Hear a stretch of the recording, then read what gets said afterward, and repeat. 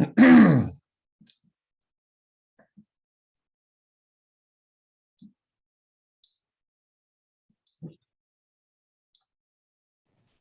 morning.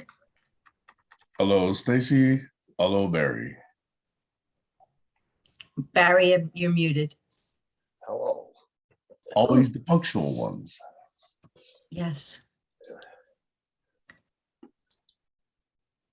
It's a sign of respect, I think. Well, this time I'm sorry I was late by about 15 to 20 seconds or so. Oh, I wasn't, I'm not talking about a minute or 2 minutes. Nothing better to do than wait for Sam to start the session.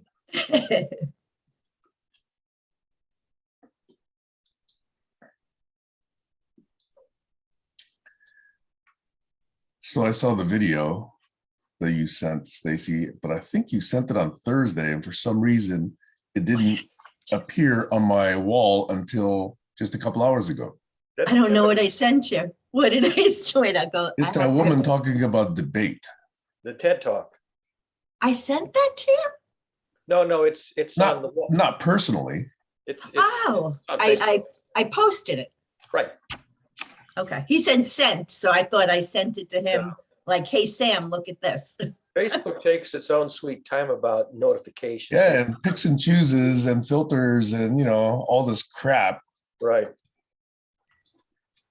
I think I was going to tag you and I decided not to tag anybody. You know what it is? I get funny like that. I don't want to leave somebody out. But yeah. So what'd you think of the, what did you think of it? I think the content itself was actually good. I think that it addresses only a partial problem, though. The bigger problem is something I feel she doesn't really address. Which is, I mean, to me, she addresses the part that I focus on. So that's why I liked the video. But what did you think was left out? That most people don't really care to think or debate ideas. They want to win. They want to be right. They don't necessarily want to be right. They just want to be loud. Oh, that too. Yeah. Well, but that goes to the underlying issue of why. I don't think she talks about why much, though. Say it again. To me, she didn't talk about why very much. No, she doesn't, but I do. I know you and I think do, but she did not. My favorite logical fallacy is called proof by vigorous assertion. Yes. Proof by decibels.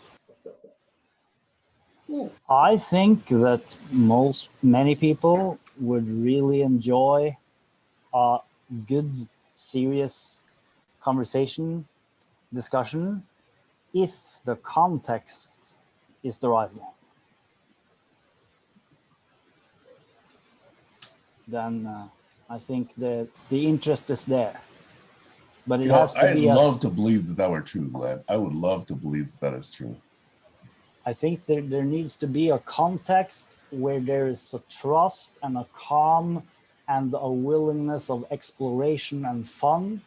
And if that's present, then the whole thing completely shifts. Yes. And you will see that people have a totally different interest in very serious questions. But those are the conditions when it's possible to go into it, because it's not possible if the context is ruined. I think it's very important to remember that. I totally agree with what Glenn said. However, when it comes to trust, it's not always the fault of the people in the room that the person doesn't trust. And that's what we're faced with. People that are walking into these conversations already having underlying issues that will tie back to trust in one way or another. The first time I ran into that phenomenon must have been 35 years ago, when I asked a question of somebody who had made a rather dubious assertion. And I asked a question and she replied, "Ask me no questions and I'll tell you no lies." That's fair. Yeah. Yes. It's a fair thing. Yeah, there's obviously many reasons why people show up with this and that baggage or even an agenda or a certain state of mind. But I really feel that this thing with that we don't have enough good contexts for people to be able to talk about the stuff that really matters and do it in a way that's enjoyable, that's productive. Sam? Okay, so I'll take the bait, Glenn. What is good context? How do you set good context? Okay. Well, I think that, you know, when we have a good meeting here, when we make it work pretty well, that's one example. But then it could be a context of a larger thing that was created. It was very, very inspiring, something that's just purely good. And it could be in a way that effectively celebrates all the people so that we're all celebrated and celebrate one another, celebrate one another's ideas. That could be a good context. See, that to me sounds like something that happens after the engagement. How do you set up the engagement so that that happens? The preconditions being the context. I guess that people will self-select, that those who are interested in joining such a context will join it. And then one can begin to do that. And yeah, that's a creative endeavor as well, of course. So Barry's got his hand up, but I have a rejoinder as well. Barry? Oh, I was just going to say a minimum requirement for context is mutual consent. Of course. But consent to what, though? What are they agreeing to? To the context, agreeing to talk. Right. To So have a I'm saying, what conversation. is that context? Oh, the context can be anything as long as it's mutual consent. If one person proposes a context, the other one says, nah, I want that context, they don't have mutual consent, they're not going to have a constructive conversation. So there's got to be context negotiation before there's an actual engagement. Yeah, I propose a context and you say, oh yeah, let's talk about that. And so you get consent to talk about a defined context. If you don't get consent, then you're just two ships passing in the night. Probably Yeah, I think shooting that's at each nice other. in theory, but how often does that really happen? Rarely. Exactly. Unless that's why there's such a thing as communities of interest. Community of interest are people who declare they have a common interest. So if you go into community and they don't have a common interest, each one's going to talk about what they're individually interested in, and it's not a common interest. And so you're just going to have random monologues, soliloquies, and but that question, Sam, that's a good question. When do we make it work? Do you have an answer? I do. We have answers? I have a partial answer, okay?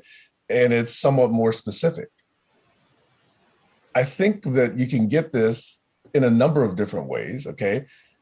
And a number of them fall into the social category, which in my mind, this is more or less, okay? But if you really want to be more topic and theme-based, I think you do need focus, which is some agreement on what leap we're talking about, okay? That's always number one. Number two is you have to have some kind of a common language. If you're speaking Russian and I'm speaking chicken, it's not going to work. The third is even within that language, you got to have a way of settling and disambiguating the terms of discourse. Hence, Dictopedia.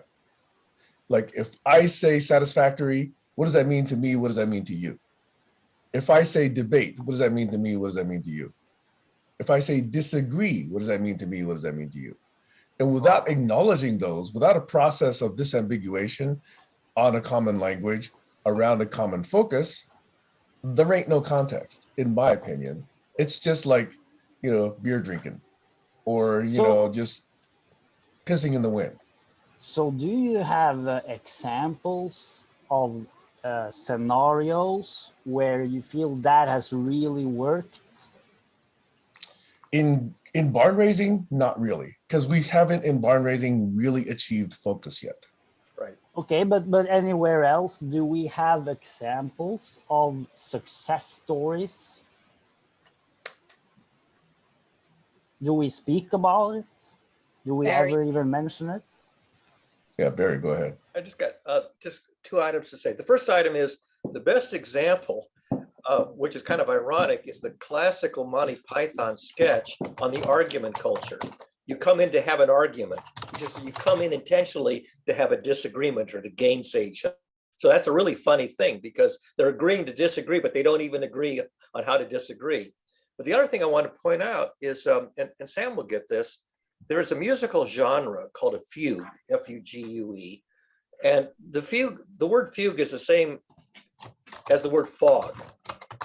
So in a fugue, you got a bunch of musical sounds that they're not harmonious. They're just sort of a melange, like a cloud. And so when you have a phenomenon where people are sort of talking haphazardly and you want to express that artistically, you write a fugue. A fugue is sort of a representation of that phenomenon. It's a fog. So do you mean that artistic? A fugue usually has more expression- shared structure, though. Yeah, I mean, I throw out a piece of smoke, and you throw a piece of smoke back at me, and they're not harmonious, but they still represent a concept, the concept of exchanging information where the meaning of the information is unclear, it's foggy. So are you kind of saying that Monty Python sketch is an example of a successful artistic thing? That's a sort of a success story. That sketch, is that what you mean? Yeah, it's an illustration of the phenomenon in a humorous, entertaining way.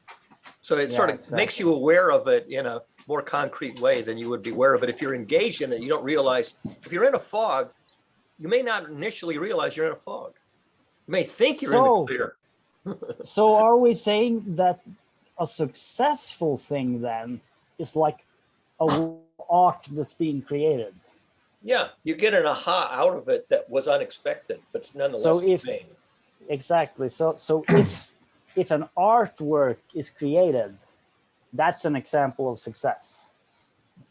Generally, yes. I mean, there are people who go in an art gallery and look at something and they'll just go, well, they don't get it. So I think the trick of really good art is where you look at it and you go, I don't get it. Oh, now I get it. So you have this aha moment where you get the message where it's a little bit incomplete and you fill in the gaps. When you fill in the gaps, you get a meaningful, complete picture. That's quite an art to do art. Right, Kayla? Yeah, it's a very beautiful thing when that happens. Yeah. So I do notice a lot of others have joined, Alex, Colin, Josh. So we were riffing on Stacy's post of a YouTube TED video on debate. And I was expressing some agreement with it, but that it addressed only a small part of the world of discourse. And that those people who are willing to do what she's talking about, to me, are in the extreme minority. Yeah. And I think it would have placed in my head better context for that TED Talk had she even just spent 10 seconds acknowledging that.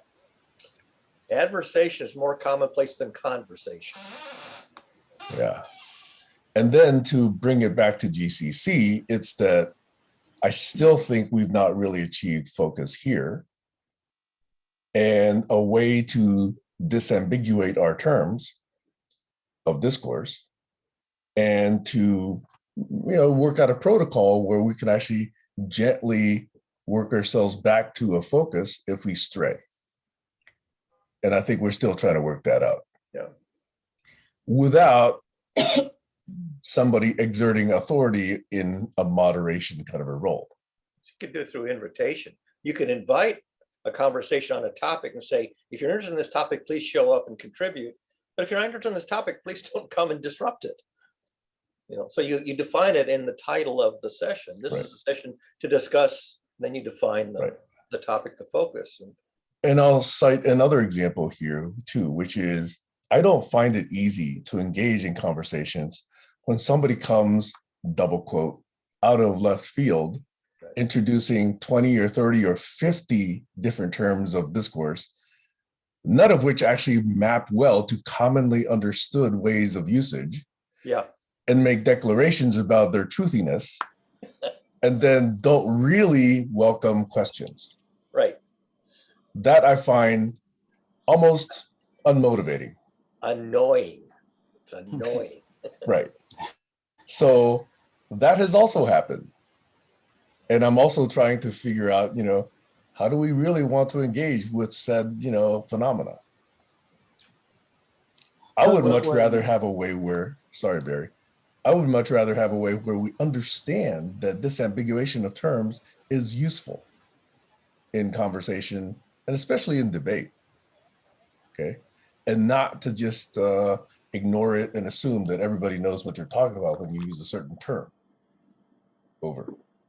Yeah. Did anybody happen to see the item that Fabian posted, I think this morning or maybe yesterday? It's a video, which is the conversation is between a husband and wife in German, but there's English subtitles. And the husband is just sitting in the easy chair, just sitting. And the wife is suggesting that he should go take a walk, or he should read a book, or he should do something. And he just wants to sit there and do nothing. And she keeps suggesting that he should be doing something other than doing nothing. It's a really funny sketch. It's a piece of art. It's a little bit like the Monty Python thing. And if you can't find it, I'll go, maybe I can find it. But it's on Fabian's. It's a memory of Fabian's from like 3 years ago.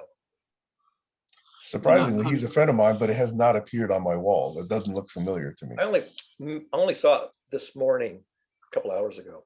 Yeah. So I think Facebook is even more filtering. I've noticed actually just in the last year or so, I've gotten, I don't know, I believe the data to me suggests that I'm being filtered out of a lot more walls than I previously have been. Probably so. Over. Alex.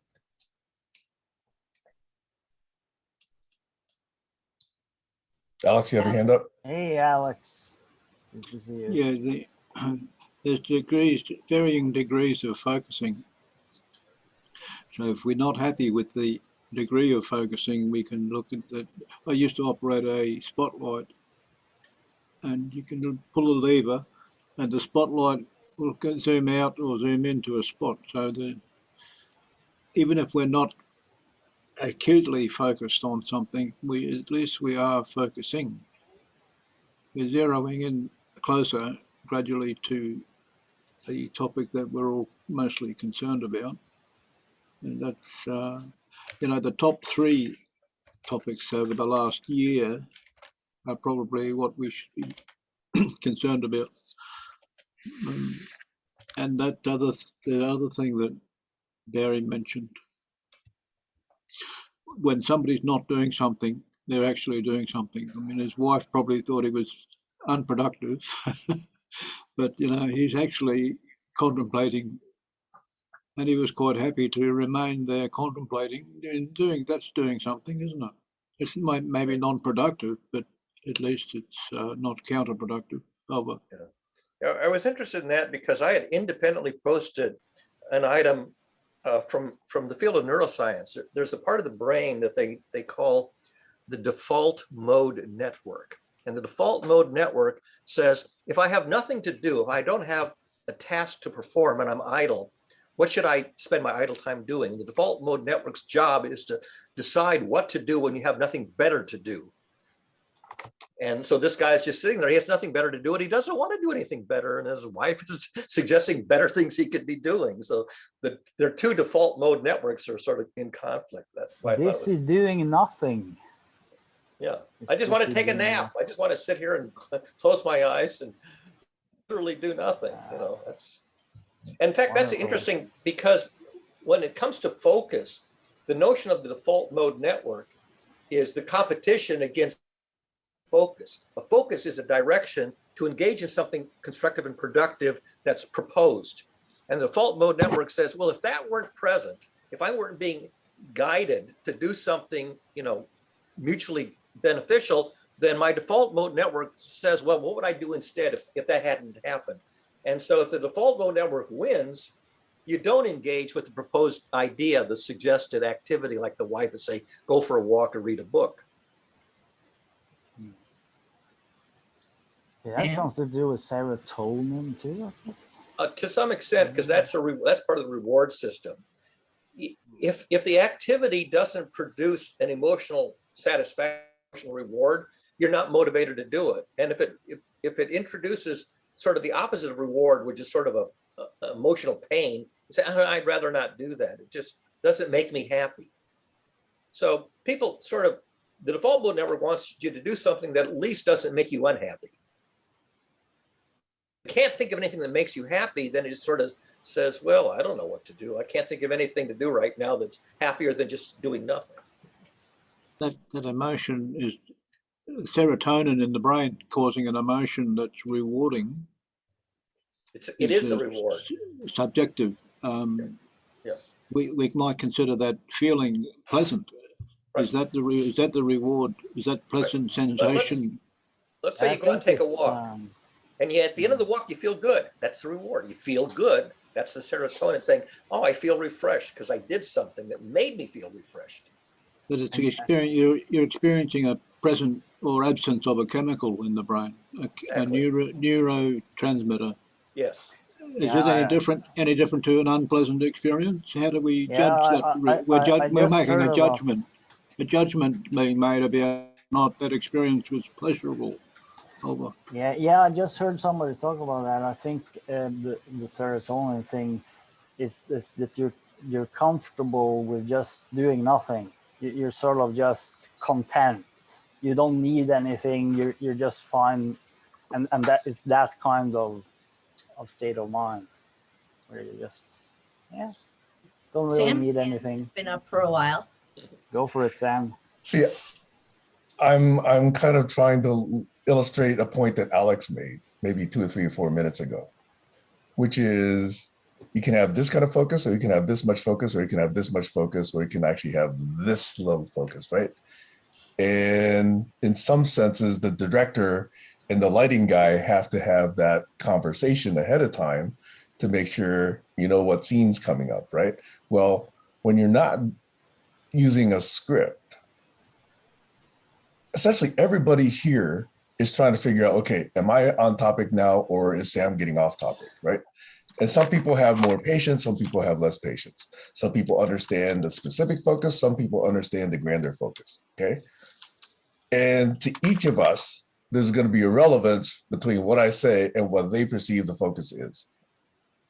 So in the past, when I've not been doing a lot of, let's say, perceptible moderation, it's been trying to be very loose and try to say, okay, is the new contribution really adding to the conversation in a way that I didn't anticipate? And let me see whether or not that's really the case. And some people would say, oh, that's not moderation. You didn't keep us on topic.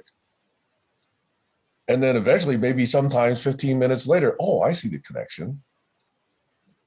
But do not make this too complicated. No, because this is relevant. This happens all the time, every single session. But like, what you now, want? Glenn, stop, please. What do you want, because Sam? what I'm trying to say is the people who disagree and say, we go nowhere, we don't have focus, what did we accomplish, are trying to get this kind of a focus according to their notion of what we were talking about. Okay, but that's the point. But what do you want? Like, we've already agreed, if we want to have focus, people present something. If they want to present something, they present something, we can listen to it, and we can use writing tools. I agree. So, we know how to do all that. we know how to do Nah. it. Individually, we know how to do all that. So what's As a the group, problem? we haven't actually come up with how we do so. Well, it's not really a group anyway. So, It's agreements being honored, like but what's the unblocking problem? videos. But We seriously, don't have any what's the unblocking problem? videos. We asked for unblocking videos, specific, don't get them. So we have to think of a new way to tape unblock them. That's another issue. But I don't really see the problems. I'm like if anybody wants to present something, Glenn, I why wasn't can't they complaining. just present Glenn, it? I wasn't complaining. If I we was want to play a illustrating a point. game, if we want to play a game with certain rules, we can play it. If you have a game you want to play, present, and I'm on. And if people want to do writing work, we can do writing. Okay, But then so we I need did to suggest see a this number act. of things. Let's bring those back a little bit. Let's see if any of those really apply, right? Probably the most recent suggestion was every other Saturday, someone could offer to say, hey, I have a topic. I'd like to, keep focus on this particular topic, and I'd like to take the opportunity to moderate and stay on focus, right? We did that for a couple of sessions. Not many people have come forth in the last month or two to say, I have a topic. There's a number of open invitations out there. I've already said I have several. Don't you Okay, have so name a date and then we'll put it on. We had said every other Saturday, but without actually naming one, I guess we're not very clear about that. So if you'd like to take today even, or if you'd like to take next Saturday, opportunity is completely open.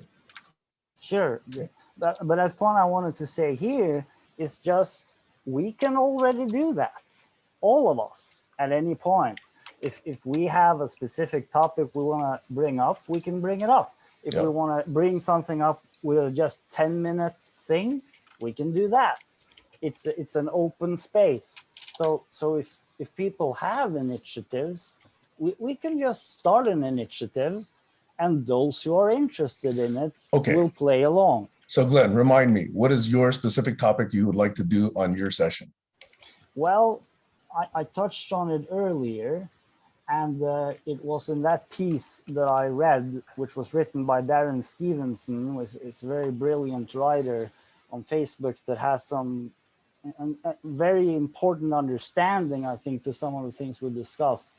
But it's a very, very deep topic. It's a very big one because it goes to the root of our thinking.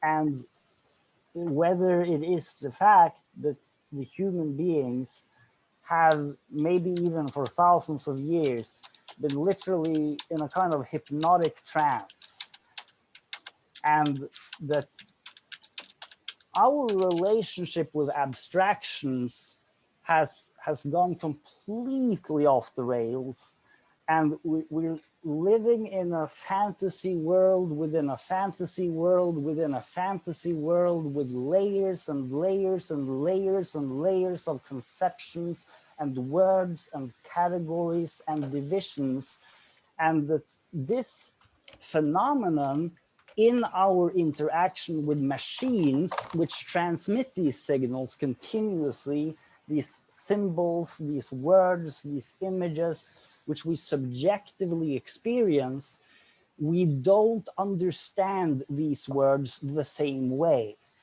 And the whole point is there is no understanding among humans on the internet, because it's a complete confusion, and it's a complete confusion of language, and it's like a hypnotic state that the human mind is in. And if this isn't recognized, everything else we try to do will just immediately go into these automatic patterns of thinking. And it's all an habitual automatic process that then will just play out and play out and play out, as long as we remain hypnotized by these abstractions. And this is a point that Joel Paris made several times when he came on here. This is a point Doug has emphasized. It's something Krishnamurti spent his whole life speaking about. Many wise people have known this. Many people know this. to various degrees. But my general feeling is just that it's such a bigger issue than we treat it as. It's so essential because it means that all the so-called thinking that's being done, if it's being done within these categories of abstraction, which are actually not understood in the same way by people, then there is no common understanding. And this is a very, very big topic that I would love going into if we're willing to be really serious about it, because this is a big thing. This is where we actually need to put something at the door. And because I think, yeah. Anyway, Sam, what do you? Well, Alex, I'm sorry, but I just have a question. What do you mean by abstraction? Because I get the sense that what you mean by abstraction may not be what I mean by abstraction. Right. Yeah, that's an important question.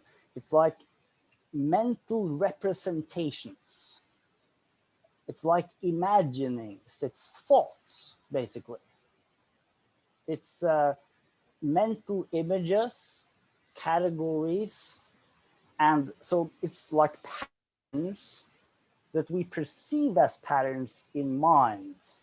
So something very specific that I'm also referring to is simply symbols, simply words, and then also sounds that have patterns. So it's like we're speaking now, there's a pattern that goes through the sound, and that's how the language is being transmitted. And in the same way, there's a pattern of text on screens that are sent between machines. There's a pattern of pixels. So it's basically like, it's kind of like patterns that humans perceive. And then we categorize those patterns by using words, language, concepts. And this is where that confusion kicks in.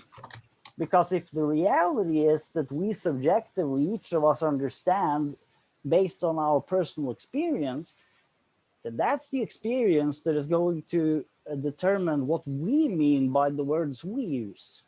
And if other people have totally different experiences they associate with the same word, then that's a whole different phenomenon that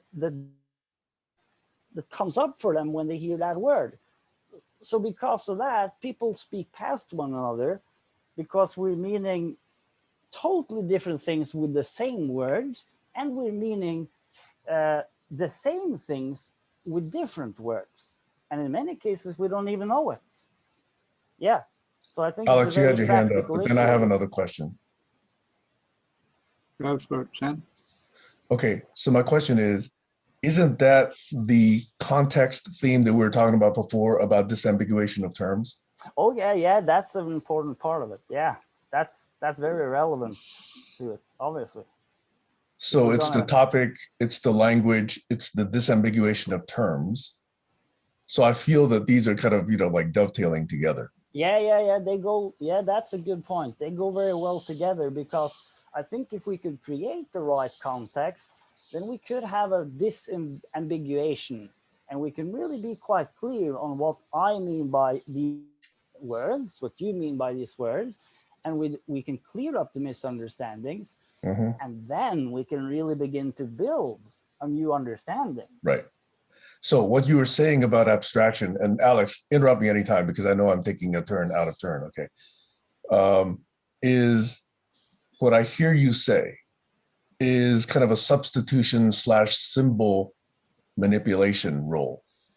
That I've got this perception or this sound pattern or this visual pattern or this temporal pattern, and then I put another shorter visual pattern or sound pattern or something else to represent that bigger thing so that it's more efficient to communicate about. Right. Okay. Representation. And when I do that, I'm doing that through my experience. And I may not be reasonable in expecting that you have that same association that I've got in my mind, unless I clarify it. So for example, I ask you, what do you mean by abstraction? That was actually not what I was expecting, but I can work with it. Right, exactly, because you Okay. asked. Right. And I But if I answered. didn't ask, I would say, Glenn's wrong. That's not an abstraction. Right. but I'm leaning in and trying to ask so I can establish, I can put aside, okay? I can push stack. I can push aside my previous association of abstraction. I can rebind it to yours and then have a conversation where it's meaningful with you. Exactly. That's not Yes. something that happens all the time No, that's because where that the context, disambiguation doesn't always happen. that's And where it the doesn't seem to be context- welcomed in many cases. That's where the contexts come in.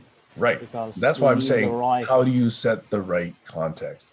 Which I think should include that protocol of disambiguation. Now Over. we're definitely getting somewhere. So Yeah. I made a point, sorry. And Alex, it's definitely your turn 2 or 3 times over because I've interrupted you already.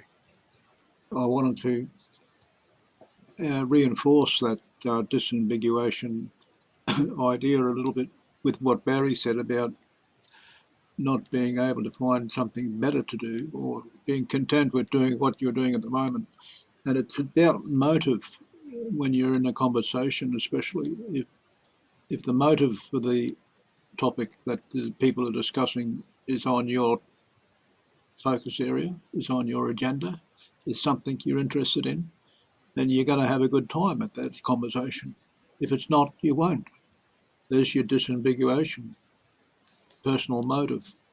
Cohesive group working together to make magical things happen is a matter of having that idea in the back of your mind as you proceed. It's just a thing, it's sort of like a protocol, like Sam suggested. So that's always worthwhile focusing on and having that presence of mind to be able to know that there's a specific reason for doing something. It was like the girl who said she was upset about the climate change policies at the COP19 or 23 or whatever it is, and people going la da da da da, yeah, it's all talk and no action.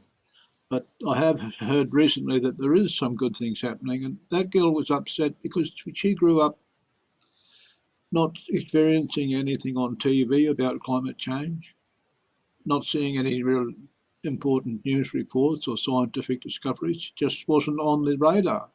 And she felt like she felt like she'd been betrayed. Yeah. In a sense, and that was, and she also mentioned that 50% of the young people have moved from being content with life to being disturbed and in a mental state of depression or anger or whatever. But I'm getting off the track here a little bit, so I'll finish on that note. Thank you. So Barry, my answer to you is yes, and I'm trying to do that.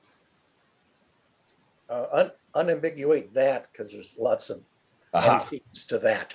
I think it's probably not too difficult because there's only very few questions you were asking. The question you were asking was, can't we do something better than observing that we haven't found anything better to do than to remark that we have nothing better to do?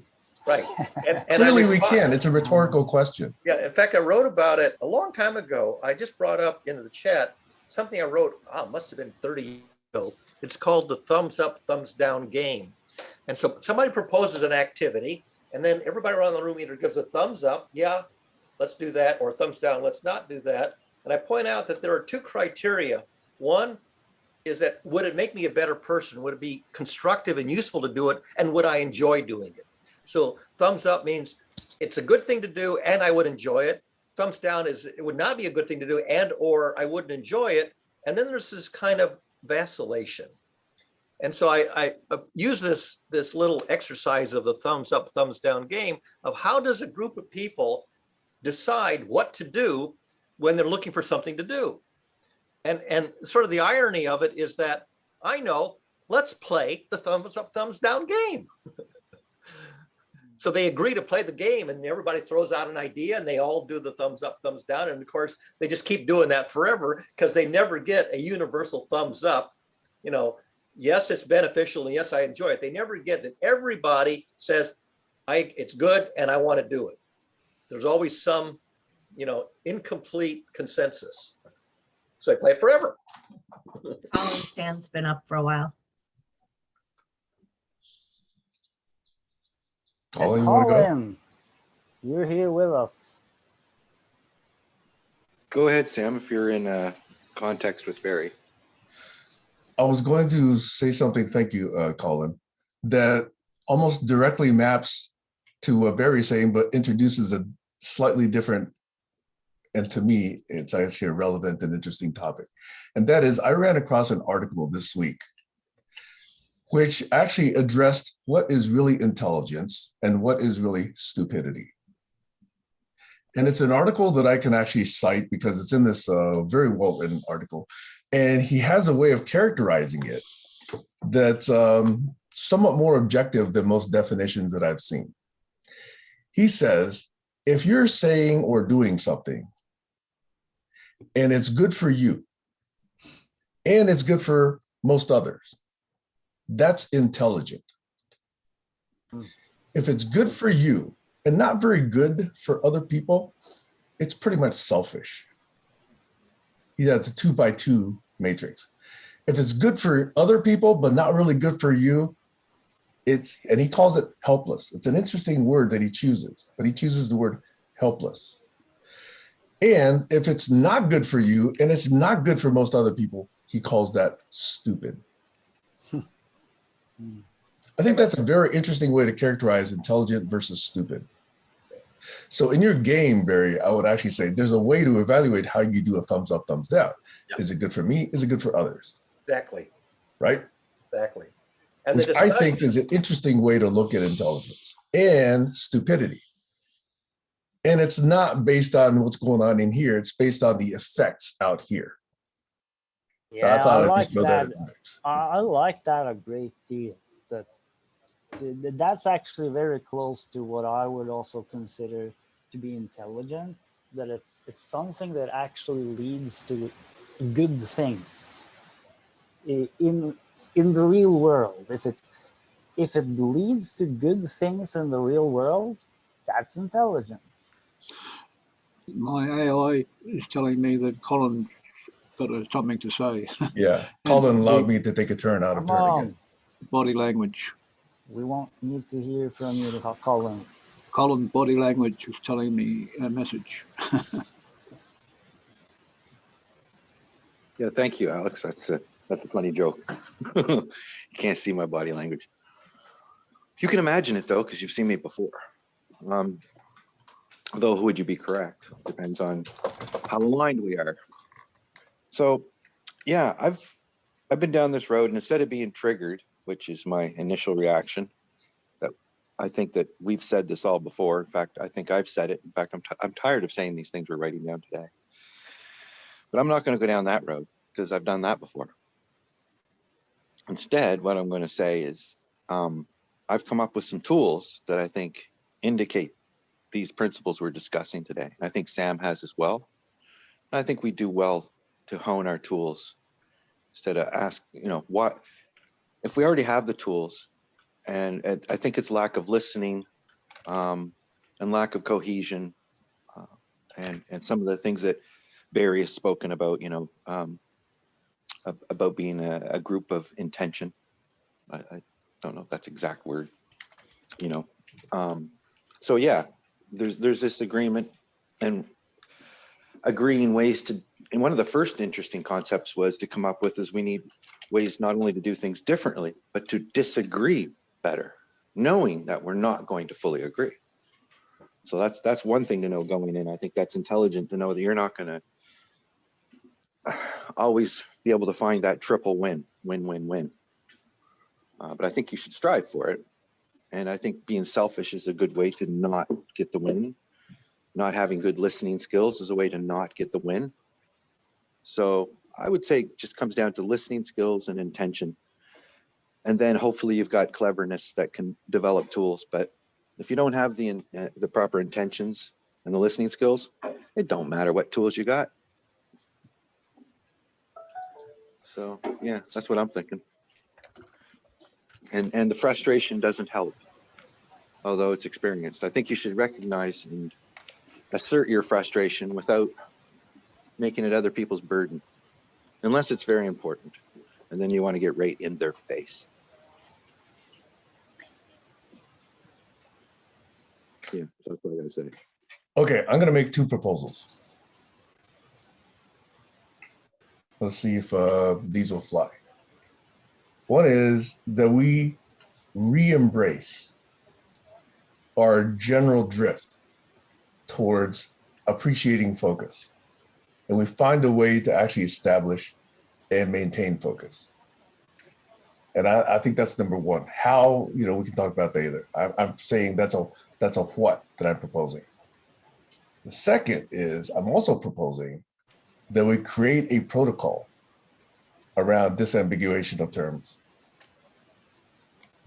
That rather than just always going around and say, okay, whose hand is up, whose hand is up. If there's a term that one of us clearly believes needs to be disambiguated before it's left, floating as though it were truth, that we allow ourselves in some way, and I'm not saying how yet, okay, to establish a protocol where we can actually do that disambiguation. So these are two whats, not two hows, two whats.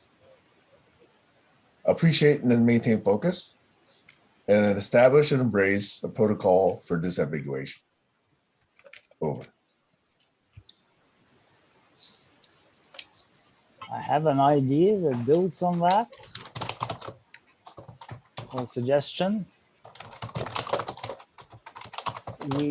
If we want to get serious with writing something between the sessions, including the Dictipedia, we should have a really useful app that's right. And I looked at it and I think that something like Notion could be perfect because it's built for very easy for a team to use. Anyone can set up an account and then you can invite several others and you have all kinds of tools there, absolutely all kinds of tools. And you even have the thing that I know Sam loves from Workflowy, where you have these lists that you can close down, and that's also part of the tools. And you even have the ability to embed posts within posts, which is pretty freaking brilliant. And you have a concept they call databases, where you can basically create databases inside the app. So I think it's just perfect if we want to do this or do any of what we talked about before, including, for example, co-visioning, which I think there's a lot of good work that we would want to do. So then we can disambiguate the terms. We can put the profiles, those ideas, that can be in there. We can everything in Notion, and everyone can be part of it. And they decide their own, level of involvement or how much they want to put in. But it's, it's every possibility that we could just do that. Like for me, for example, I come here now and then I'm kind of away for a while. I'm sort of having a very long-term point of view with all this. I don't have any short-term project that I want to do here, but I'm like really happy to just participate if there's like kind of just a good conversation where we try to get more understanding. And I think that's very valuable. And I think it's a very good thing. It's a very healthy thing for just, to just practice that and try in different ways. But yeah, that would be my suggestion, that if we want to really try to get focus and be able to get clarity about what we mean in order to disambiguate, then we should use something like Notion. I think it would be perfect. Okay. I can't quite tell, but I think it's Colin, Stacy, Sam, although I may have the order wrong. No, sorry, I just didn't lower my hand. I said what I had to say. Okay, Stacy? Thank you. Yeah, I don't mean to shift focus, but I just want to say that when you were talking about those different quadrants, the one where it's good for everyone else, but not good for yourself, I think we need to spend more time at some point, doesn't have to be now, but figuring out how to handle those situations and being in agreement on how to handle it. Because if we're not in agreement, then there's a problem right there. I agree. What kind of agreement do we need, you think? What do we need to agree on? I guess. Well, so for example, if some people think that if it's not good for everyone, then we should shift, and some people don't think that, those are two separate trails.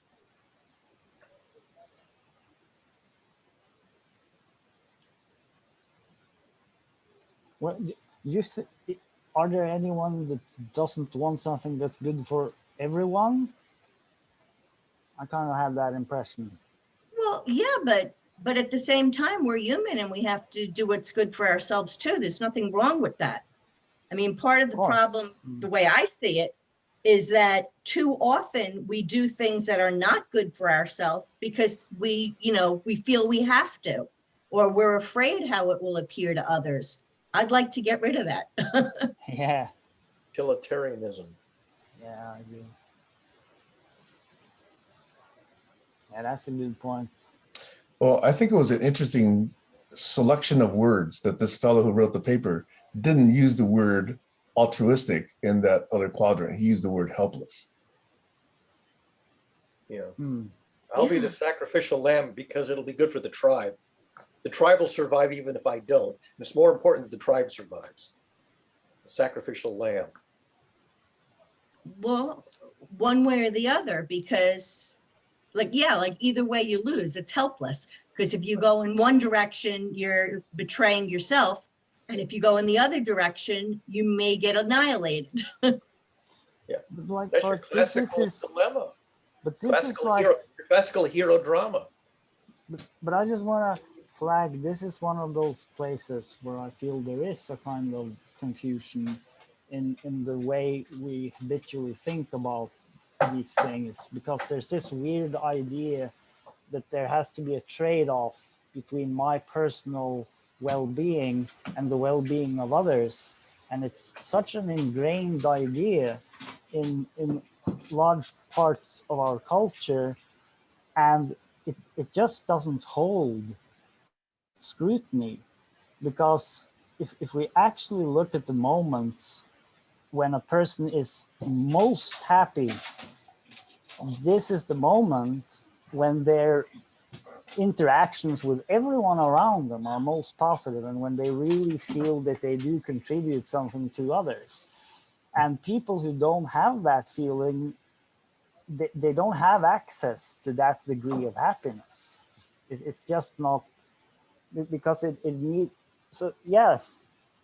So the point I'm getting to is that it seems that this contradiction will be solved if you just get on a high enough level. Well, I think to me, and yeah, I think Colleen said your hand was lowered. To me, that's the whole point of this 2x2 matrix. It's that you can choose to do something that's good for self and good for others. And that's being labeled intelligent. Yes, that's So intelligent that's the point of that, saying you don't have to always choose either or. You can choose both if you're imaginative and creative and powerful enough. I'll throw that word in there. Okay. So then, to just go back to the question that Glenn asked me about where do we need agreement? If we're in that helpless place, where we need agreement is, do we feel that somebody in that quadrant is the responsibility of the person in that quadrant, or is it the responsibility of the group? Whatever that answer is going to determine. Do you mean that that person, they're responsible, I guess, for their actions, but do others have a responsibility towards that person? Was that what you meant? Or Who does the burden fall on? what burden? The burden of getting that person out of that quadrant. Well, hold Getting on. that person out of that helplessness space. Yeah, how do we Dispatch it to 'em. get out of that phase? You give 'em I'm not sure if you guys are reading the word helpless properly. Again, distinction of terms, right? I think helpless means that you're not going to get any help. But did we mean here also specifically helpless in the sense that you feel like you're sacrificing yourself? That's for how I something took it. larger? That's Yeah, it. I think that was the Sam meaning said they that was defined substituted the here. word. That's altruistic. They didn't use that word. I think it was Yeah. intentional, because if you're looking for help, like in, I don't know, trying to get people to play your game of discernment or define terms, or nobody wants to do it, right? Between two people, it won't get done. Like me proposing a discussion of terms between Sam and Doug. I wanted to do it, but neither one of those guys wanted to do it. So it's not exactly the same thing, but it's basically helpless. Like there's no help for it. What are you going to do? Force them? You're going to bring the army in, say you must get vaccinated? Like, what are you going to do? Okay, I see my hand up since Colin just spoke. Okay, so to me, what's interesting about this particular 2x2 is that an almost inherent, built into that whole framing, is to understand on a personal and on a interchange basis what good means. I can think that what you're doing is bad for you, but you may think it's good for you. I can't redefine good for you. And I may think what I'm doing is good for the group, and other people may say, no, that's really not. There's only 3 people that like it, everybody else doesn't. So that clarification of good, by the way, is why I've put it as number 1 step in the COI practice. Okay. If you don't get clear about what you want out of your own life and what you call good and how you want to bring that about, then almost anything works, right? And nobody can really figure out how to align with you or not align with you. So I think that, to me, is why I put that number 1 in the COI practices. And if people do this, then I can see others' notions of good, others can see mine, and then we can actually have an interesting arrangement around what is good, therefore what is intelligent for us to engage in together, and what is stupid for us to engage in together. So I see that as a very, very important step. Call it step 0, step 1, whatever, okay? I think that is central to this. Over. There just came to me now, as you said that. Do you think that you could say that the CI is going to work if people try to live a good life? That's kind of the essence of it, right? That if you have a bunch of people and each of them really try to be their best self, in a sense, to live their best life, and then they also communicate from that with one another, share knowledge, and try to assist one another at certain moments. But that's kind of the essence of it, isn't it? Would you agree that that's kind of the essence, that it's about kind of each person has to figure out how they can live their life in a way that's right for them. And that's kind of what each of us are responsible for. But if we can learn to sort of collectively find some kind of way to assist that from happening well with a large number of people, then we will effectively create a new world. Yeah. Kayla, you're, yeah. Colin raised his hand first, but I'm going to officially raise my hand. Go, Colin. No, you can go right ahead. I think if you're going to contribute to what's being said discreetly, because I'm going to take it a little more meta as I do. Sam, I wanted to kind of go back to what you were saying, the hidden elephant. And I'm going to ask you to repeat that again. Okay, let me go back to what I actually wrote. Let's see, what did I? Something about being good and the COI. Yes, in fact, I just said it, right? Is that inherent in that 2x2 matrix is how do we assess either individually or as a group, whether an outcome is good or bad, whether it's beneficial to oneself or to others, or whether it's detrimental to oneself and others. And unless you're clear about what good means, we're not ever going to agree. Like, for example, I could agree that, you know, making billions is good for me. And everybody else can use that as an inspiration. So it's, you know, inspiring for everybody else to see billionaires just succeed, like, you know, unbelievably, become trillionaires even. That would be, in my case, you know, this I would view as an unpopular opinion at the moment. But I could believe that with all my heart. And I'm sure some people on this planet do. So unless we have these discussions about what is good, then we're each, you know, doing these little, we'll call them sliders, okay? But we're all doing these little different calculations differently. Great, I love that. I started thinking about like, I think I started thinking about what's not good and then what's been put out there en masse, like the standard of beauty on women. So yeah, I think that's great that we focus on what's good and put that en masse. Over. I don't know how I can follow up on the beauty of women. Put me in a bad spot there. So I was going to go back, unless somebody wants to follow up on what Kayla's saying. I'm just going to say it matters who's in the room. So if it's a bit of a paradox or a conundrum, if you're trying to focus with people you align with, but then invite anybody to the conversation, and then even more so, don't have a moderator.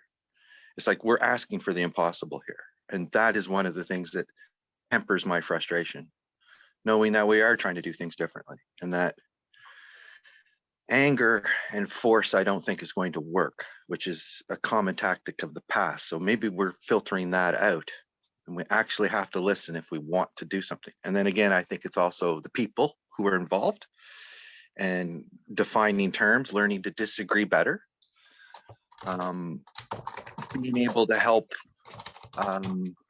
give feedback instead of criticism. That was a big thing with Glenn, I learned. He doesn't like the word criticism, but he may accept the word feedback. And I think that it's good to maybe change your language when you listen to people.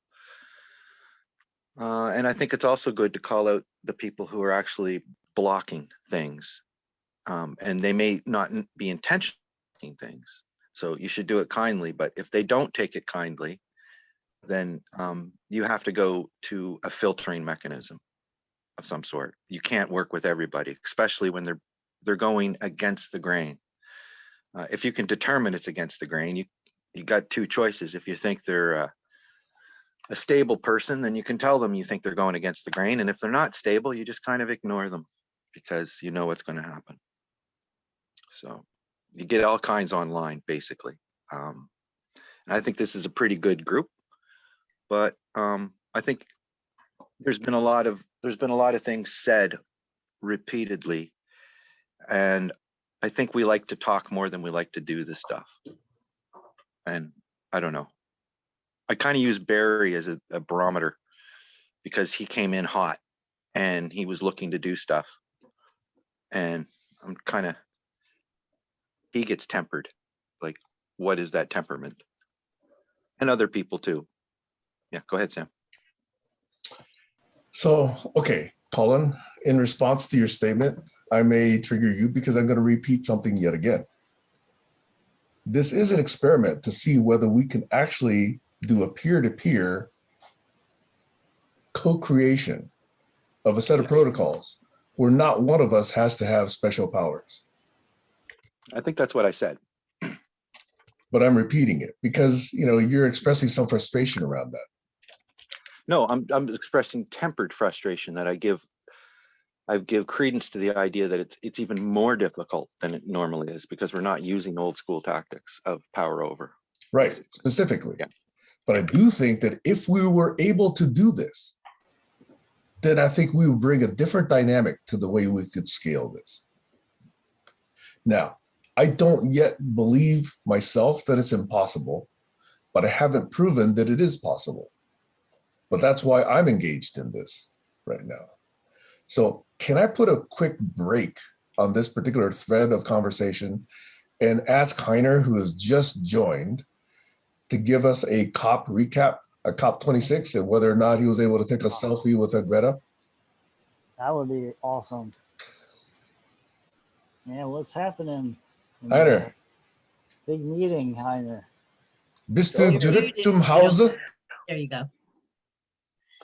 Okay, it's my first hour since a couple of days, 27 or 22/7, but I really wanted to only say hello. No, I was not sitting on the lap of Greta, and I don't want to, but we have it really, really tough. And it's one of these COPs I will never forget. And we did this little UN cinema event with 4 producer teams. And I'm here in Paradise. And today we just started to take everything off and have the laundry day between the first week and the second week of the COP. So it's always 2 weeks with different teams. In the first week, the scientific and society will have this say. And in the second week, it is the policy and guidance and consultants and advisors day, trying to get out of what the first week produced in scientific and pragmatic advice is implemented. So it's a very critical next week, and we are intending that all. And I think I want to talk about it maybe next Saturday when we are done, and we maybe have results which are not just talk, but getting into do tanks. So the Foundation for the Global Challenges this year, everybody is here, and I'm dead tired. So I try to listen a little bit in with you and maybe follow all the videos we produced. And I try a synopsis next Saturday or the week after, depending if we come to conclusions or if we have to do 2 or 3 more days. Yeah, you're welcome to do that. Glenn, you and Heiner could take next week if you'd like to do that, or each of you could take an entire day by yourselves. I can't be here next week. I'm away next week. Okay, so Heiner, by default, you've got next week. Can I ask you one follow-up question though?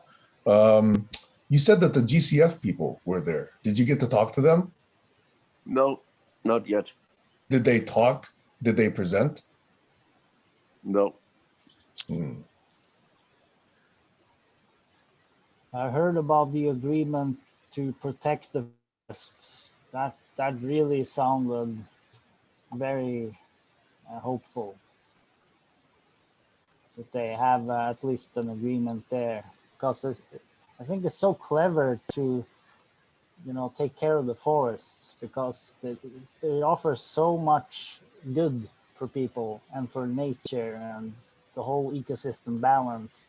That if we're just gonna at least agree to protect forest areas and to regreen areas and to, you know, have a cooperation around that, I think that would be an incredibly helpful tool towards climate changes, but also everything else. So that was a very happy moment for me when I saw that they had reached at least quite a big agreement with even Russia and China and Brazil included. So and it's a lot of money is being put into it, and they're going to encourage local people to protect their own forest areas. So it's people who live in those areas that will be incentivized to protect those areas. So if that's correct, then I would say that's quite an achievement out of the climate conference if they managed to reach that agreement.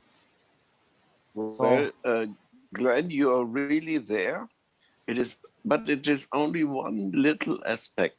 There is much more in these packages, and making an agreement does not mean it is followed up, that the people can enforce it, that there are timelines and whatever connected to it. It was already 95 on the agenda. And we agreed on with all these commissions in Rio 92, but to see also the whole, the connectedness, the common frames of reference, as Noah Brown always cited. And he was thinking about the G77, not just the G7 or G20. Anyway, I will try to listen a little bit and jump in. But if not, I want to excuse myself. So Heiner, I just wanted to reconfirm, you've got next week if you want it, okay? You see, on high C and at court, you can never know exactly.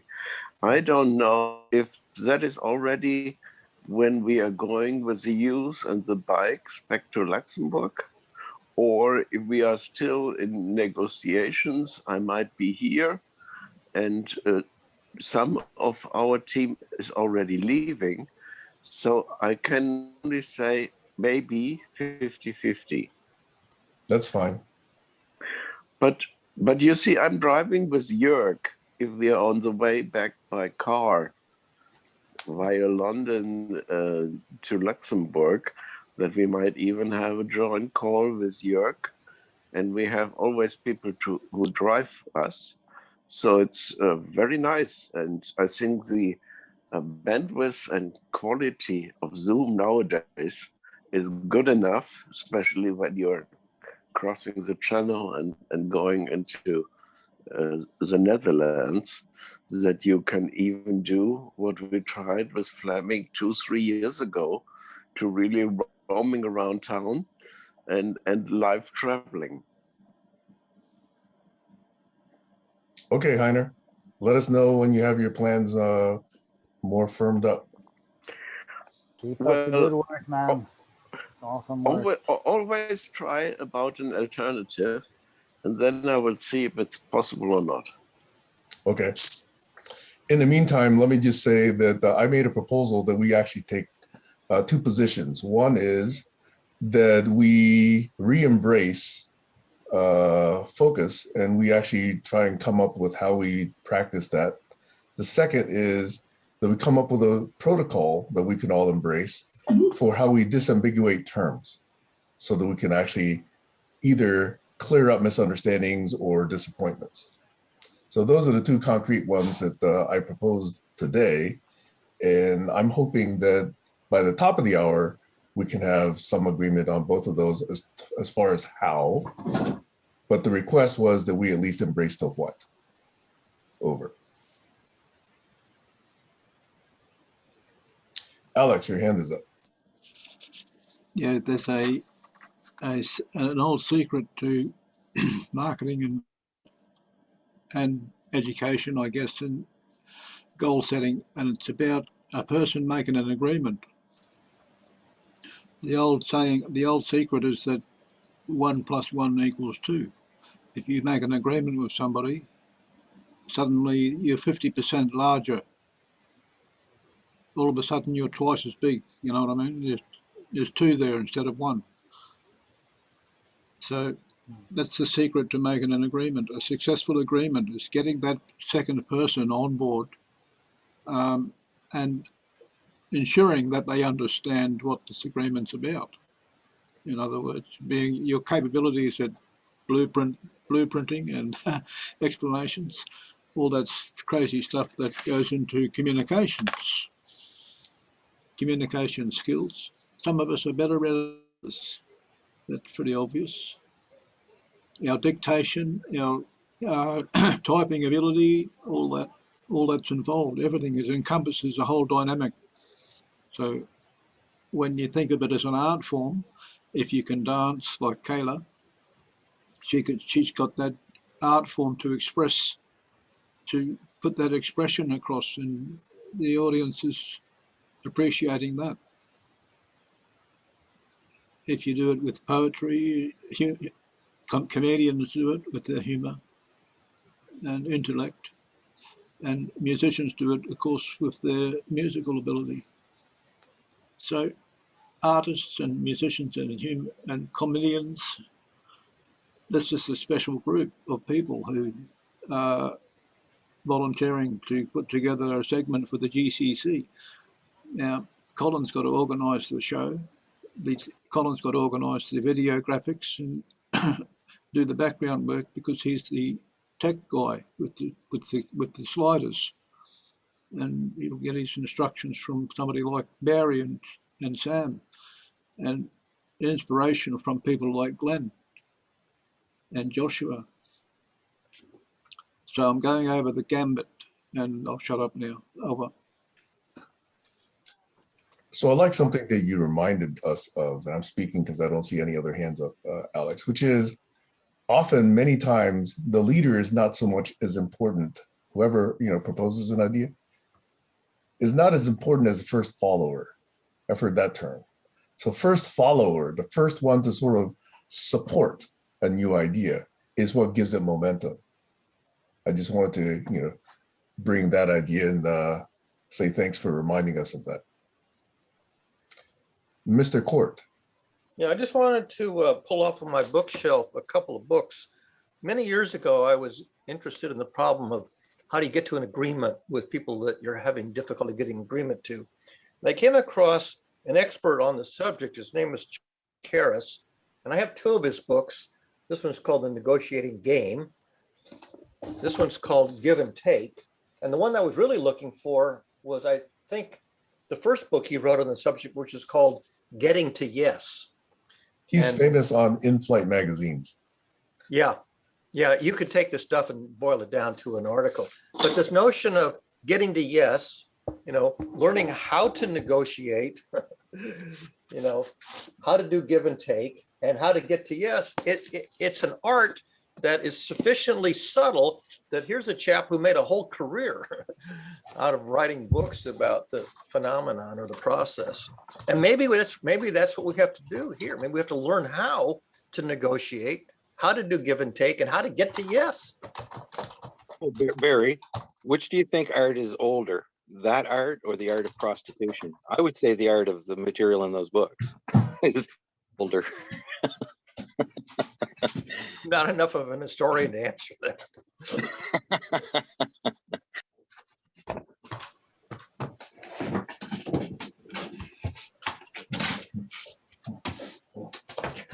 Anyway, I will have to leave a little earlier today, and unfortunately can't be here next week if Heiner has something. But I like this topic of focus and trying to understand better what we mean by terms, disambiguation. So at least I feel that I get a certain understanding of what each of you mean just from hearing you over time. So there's that aspect. And then sometimes you can write down a definition. And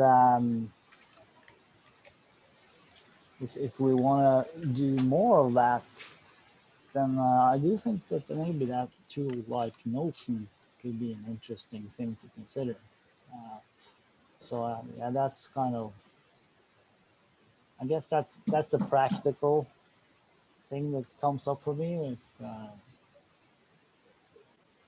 in order to move that process forward. So yeah, I mean, I'm still always interested in just, yeah. Did you have something to that, Sam? I was going to say, since you're leaving before the top of the hour and you express support for these two ideas, these proposals around focus and disambiguation, would you like to engage offline?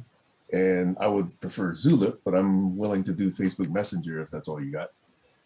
And really try and, make some progress on those lines if we haven't already come to a proposal by the top of the hour.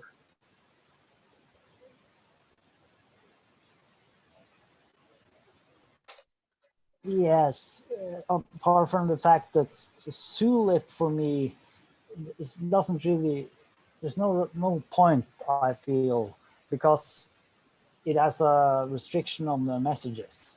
So that's Yeah, I think that's a separate issue. I think if we're in conversation, if a single conversation point takes 10,000 characters, it's probably not a conversation. It's really meant to be a conversation space, not a publication space. So I don't view that personally as a restriction, but that's what I say. If you're not willing to use Zulip, tell me where you're willing to do it and we'll engage there. just that sometimes even in conversation, it can be useful to just briefly bring about a larger context. Yeah, but So that's what links are to for. have that. No, but links, that takes you from one world into another world. I think it would be much easier if it's possible to just stay in one space and to think together in one space, and you can use writing. And if that's going to happen efficiently, there cannot Anyway, be we're now any off topic. character Okay. limit. Glenn, sorry, we're off topic now. I'm just saying, are you willing to engage offline so that we can actually make some progress on this? Yeah, absolutely. I'm just saying that I think it's very important then to just have the ability to also share longer things, because that's sometimes necessary if you're going to do it well. And especially if we're going to try to build by combining some of these writings into some new writings, which has been, idea all along. And then it would go into co-creation. And so I'm willing to do that. And my suggestion is to use something like Notion, but it's possible to use many other tools as well. All right, start it on Notion. Let's do it on Notion. I'm willing to try it. That would be awesome. Yeah, Let's do it. I'll try to get. Yeah, let's try that, because that would be really fun. I think we could, do a lot of stuff there. Okay, thanks. So anyway, good to see all you guys. Yep. Have a good Saturday. Stacy, you got your hand up? Yeah, I was going to actually say that I think having the limit is a good thing, because I would rather see one point and then a break, then the next point and then a break. This way, if I want to refer to one thing, I don't have to go through the whole thing, and we can see where the lack of agreement changes. Yes. So I think shorter is better. Yeah. That was It it. really was conceived as a conversation space, not a publication space. Or an authoring space, actually. Those are all different things.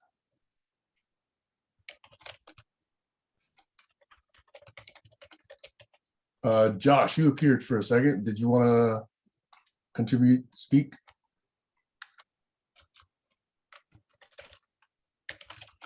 I was just going to wish Glenn a belated happy birthday. But he left.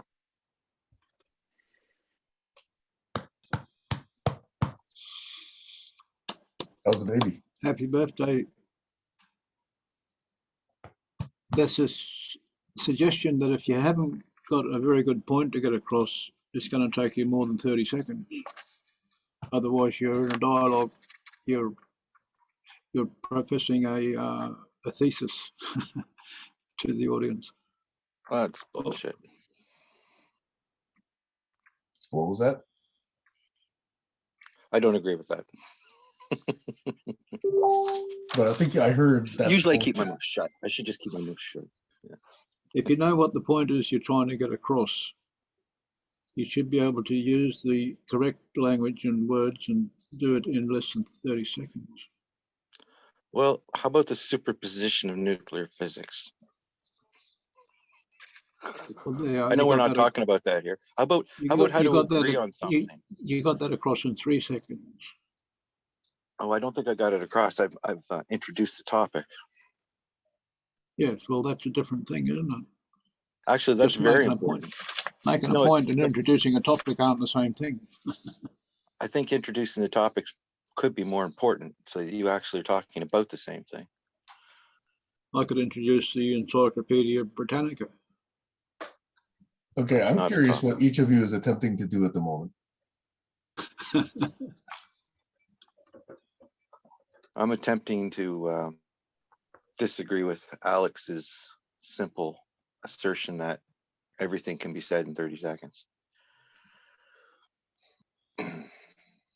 Yeah, but there's a way to say Especially with that the other than complexity. that's bullshit. I know, but it just triggers me. I'm sorry. I failed. I failed. But at the same time, it's kind of good that that I think our triggering is not as bad as it used to be, and I don't think it shouldn't be. I don't think it should be taken as an attack, just feedback. No, in fact, And I I would don't say know. that People most actually, people don't see it as an attack. yeah. Well, some do. I didn't. I saw it as a comment, just an observation. An observation that if it takes you more than 30 seconds to get your point across, what are you doing? Again, I think that's not helpful. Because the outbursts to me are more an indication of one's personal state than anything about the person being addressed. Actually, that is my state to call bullshit when I hear it, but I tend to hold back. Anybody appreciate the irony that the word bullshit can be uttered in less than 1 second? Many words can be uttered in less than 1 Bullshit. second. That's baloney. That's not even Okay. true. You guys are all lying. This is just not even an acknowledgement. That's Well, the baloney. comment I wanted to make was about the tools, but not to get into the meta so much of the tools, is that if it's a publishing site or whatever, yeah, it's good to know that the strength of a tool or conversation tool, but it seems to me that there should be, I use the word should, a destination of some kind of a, hopefully, a conclusion that it's going to come to. I'll give you an example. Google Docs seem to be really good. It's an old school idea, but you know, you could fool around and Zulip and play around with ideas, Trello, maybe get a few things that you're waiting for, schedule a little bit, put importance on it. But in the end, you know, someone's going to hold up a book and it's going to take more than 30 seconds to read that book. Is that your point? You got that point across. Took about a minute, I think, plus frustration. So I didn't do very good that time. But I think people give me more leeway, and I give other people more leeway in this. So I think that's Actually, positive. there was a point into a movie I saw once, a really good movie, and after I left the theatre, I was unable to think about anything else except that the impact of that movie that it had on me, and that was about an hour and a half. I think it was called The Fall of the Roman Empire, and I was about 9 years old. I guess blanket statements aren't very useful unless I don't even know when blanket statements are really useful. In mathematics, sure a there's some. theorem, Colin, in mathematics, a theorem can typically be stated in less than 30 seconds. The proof, which is why you should believe it to be true, can take pages and pages, even a book, but the statement can be uttered in less than 30 seconds. Yeah, but I'm after the understanding, not the confusing question. You should believe the statement. That takes a little while longer. I think that's what I said. You can introduce a topic, but to explain it takes longer. And the fact I think I also said that it might be more important to explain, or sorry, to introduce the topic or the premise so that everybody's on the same page, then start to talk about something that nobody knows what you're talking about. Joshua. I think also what you're saying, Colin, is it might take years to narrow it down to that 30 seconds. So what Yes, you're in my both case. right. You're both absolutely right, and you're arguing for no reason, and I just find it annoying. I don't see any point, because Alex is absolutely right. If you can narrow it down to 30 seconds, that means you probably studied it for years and years and years, and you were able to narrow it down to a concise understanding. And if you can narrow it down to 30 seconds, you probably have understood it very thoroughly. Well, here's And one if you that want drives it- me crazy. I'm not done yet, purpose- Colin, but when I finish, Go ahead. I'll let you talk. When you're done clearly understanding something, you can't always convey it to somebody else. And I would cite Isaac Newton, who could mathematically break down all these gravity laws, but it takes other people to help him in order to concisely break it down. So we need each other to explain things concisely and clearly. And I think you're both absolutely right. And with that, I'm complete. Go ahead, Colin. Yeah, I forget exactly what I was going to say. It had to do with what you were talking about. Sorry to interrupt. Sometimes I do that because it's context sensitive. I think what I'm trying to say is that generalities don't mean much to me. That's a nice generality. I agree. Thank you. Thanks, Barry. Proof. If I had a ball bearing, a large ball bearing and a ping pong ball, which one would fall faster? Is that Newton's gravity law? And which one would make a bigger impact when it hit the ground? So there's a difference between the speed and the size of things, even though gravity is supposed to have the same effect and things are supposed to fall at the same speed. So it's weird, isn't it? Conversation's a bit like that too. Over. So I think generalities are an important starting place, because if you state the generality and you stop there, keeping it short, then you can find out right away if there's any disagreement. And if there's a disagreement, you could find out what that disagreement's about and sort of parse out the different nuances that may be there. That sounds like art to me. I appreciate generality in art because it allows you to think for yourself. You might not come to the same thing. Like even the thing we talked about earlier, what did the guy mean by helpless? That's an artistic statement, I think. Well, if co-creation is art. Josh? If I could throw another word in the mix besides art, it'd be ontology. And that's the taking the general and breaking it into different segments so that that line of thinking can be organized in a way that can be followed. And that there is an art of ontology. I'm in a group of people that talk about ontology, and it is a never-ending subject of how to take general things and break it into the infinite. It's a After basis you of break, rationality. I just want to ask Josh, because after you break it, is there a point that you retwine it? Because I see Yes. people breaking it, but I don't see enough of how do we weave it back together in a more productive, holistic way. That's the whole idea of the ontology, is to retwine it. Okay. thank you. Retwine the nuance that is. After you disassemble an automobile to discover all the parts out of which it's made, can you reassemble it into a working automobile? Some Not people always. most cannot. That's harder than the ball question. And the ontology question is also, do you make the mistake of thinking there's only one way? Yeah. That's modal.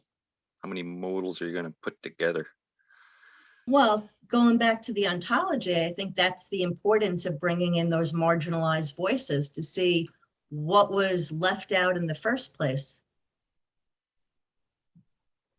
Well, I get back to the statement of it depends who's in the room to depend on how productive the conversation is going to be, or how long it's going to take, or how much it's going to cost, or if you're ever going to get anywhere.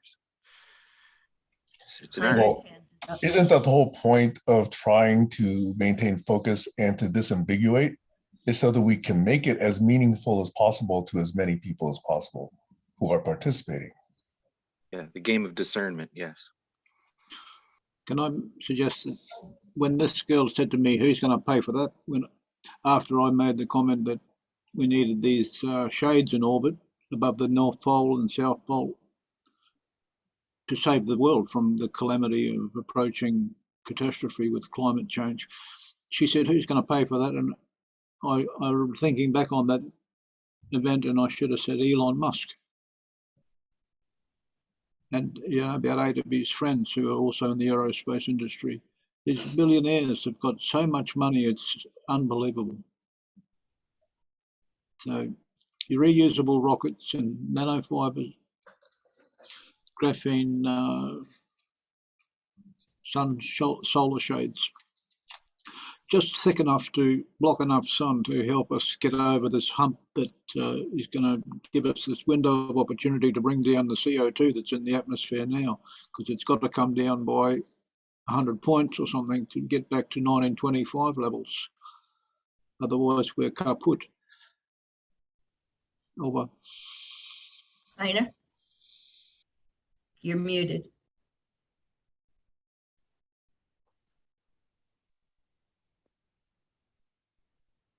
We can't hear you. Your mic's not on. You're not muted, but your mic is not operating. Choose a mic.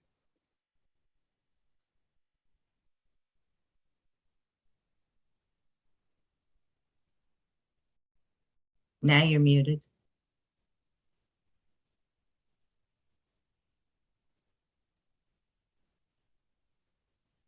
Okay.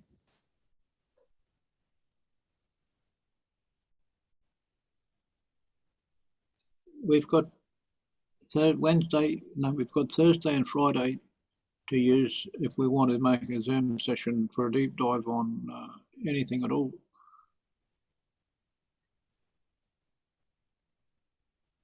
Or even just to use the hour and a half or 2 hours on Friday, Thursday or Friday for a different kind of session, some kind of global collaboration meeting that's focusing on something other than this general conversation, something specific, a workshop, a brainstorming session. So that's my suggestion. I'll put that in the hat and see if we get any votes. Over.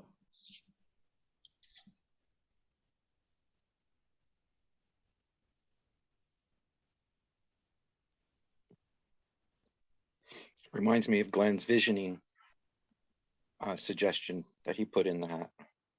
Co-visioning, I should say.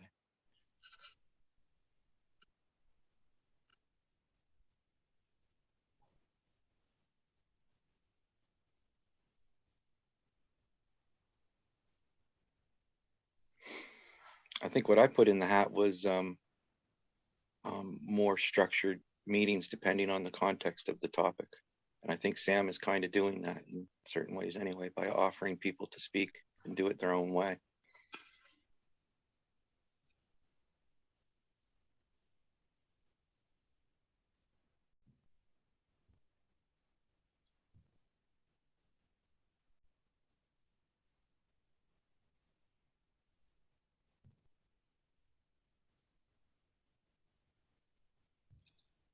Well, if we can't find something that's going to stimulate the discussion, then we've lost focus and we've got analysis paralysis.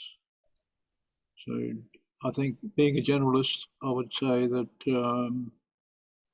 whatever's on the radar in the mainstream media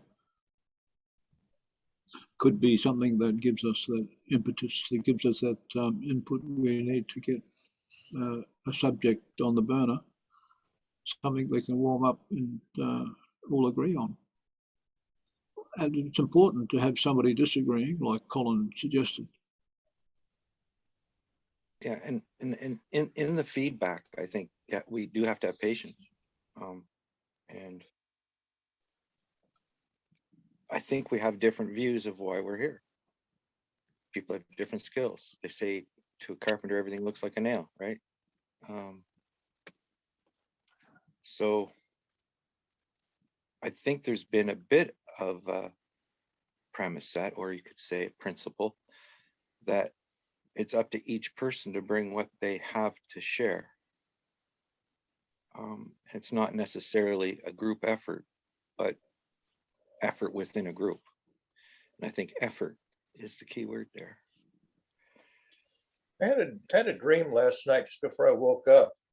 In this dream, it was populated by a bunch of characters, some of which were robots and some of which were people. And they were sort of a cloud of these characters present. And so they were collected, but each one had its own idea of what to do with its time.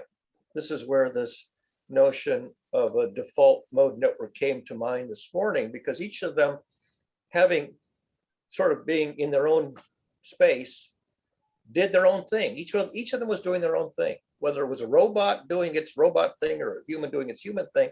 And they were all kind of drifting together doing their own thing, but they did nothing collectively. And I had this dream that lasted for a certain amount of time. Then I woke up and I said, oh, I know what this dream is about. This dream is about GCC. Yeah. Hopefully them being together has some values. And I think, I also see still quite a conundrum between what we think we're trying to do and what we're actually doing, somewhat, specifically in the context of Saturday. And then, well, tomorrow, get your unblocking hat on, because the whole space is going to change. And we really haven't nailed down how we can use these to our best advantage. And again, different people have different ideas. So I think if we can be more specific about instances of what we're doing, as opposed to saying all the instances must look like this or we're not succeeding. Robots do what robots do.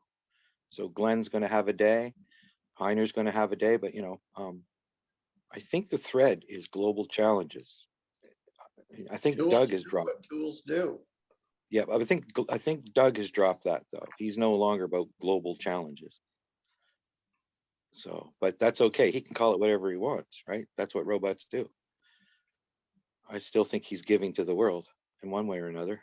And he really, I shouldn't talk too much about him, but he really expressed how selfless he was in the last meeting.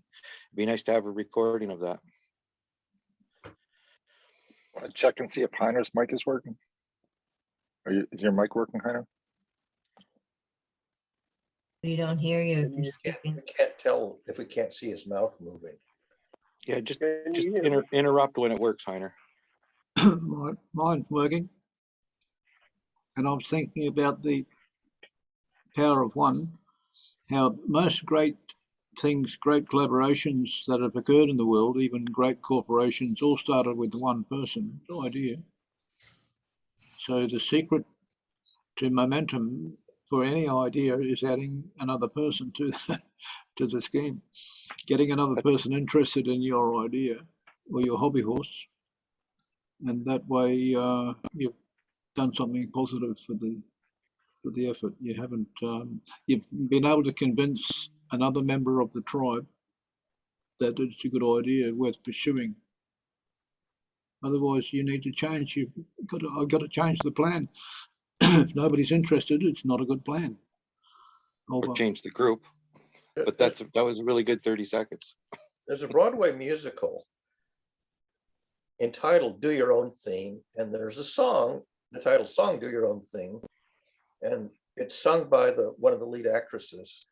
And it's about doing your own thing. And what's ironic is the whole play, which is a troupe of characters, This is about doing their own thing. Doing their own thing became the thing that made the Broadway musical and the play and the title song. But Reminds really- me of the song Go by ahead. the Small Faces, Lazy Sunday Afternoon.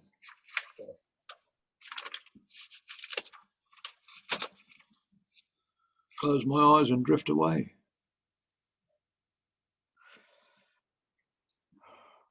What did you just say, Barry? I said, when I was looking for something to illustrate this concept that I was dreaming about, and this concept that I dug up, this technical term from psychology about default mode network, one of the things that came to mind was I knew that there was a song in which the key lyric is "do your own thing." So I went looking for it. And it turns out it's a Broadway musical. And there's the title song is called "Do Your Own Thing." It's sung by one of the lead performers in it.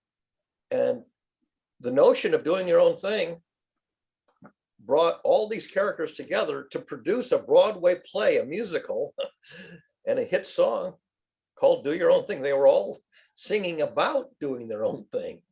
So it was kind of an ironic that they created a work of art that people attended, sat in the theater and listened to the performers sing the songs and enact the musical.